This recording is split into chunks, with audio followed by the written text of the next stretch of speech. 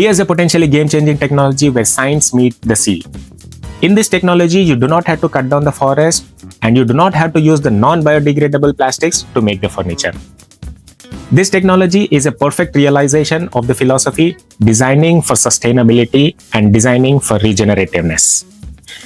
This technology uses the algae produced from the sea to make the furniture. This technology is a perfect intersection of 3D printing technology and biofabrication. The algae produced from the sea is processed and made into fine threads. These fine threads are fed into the 3D printers.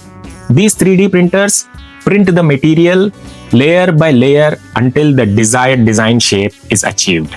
By the way, algae is British pronunciation, algae is American pronunciation. Be that as it may.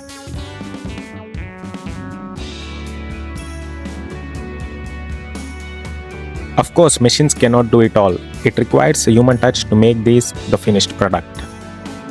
Japan Pavilion has demonstrated this technology in reality. They have fabricated the stools. My friends and I have actually sat on these stools. These stools are light in weight and also seem very durable. Comment down below if you think this technology is going to flourish or will it remain as a science project.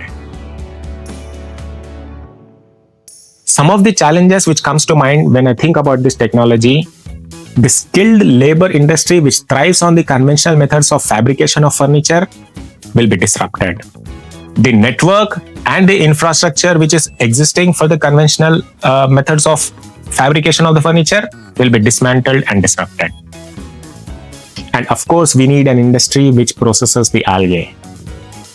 Let me know your thoughts on this technology.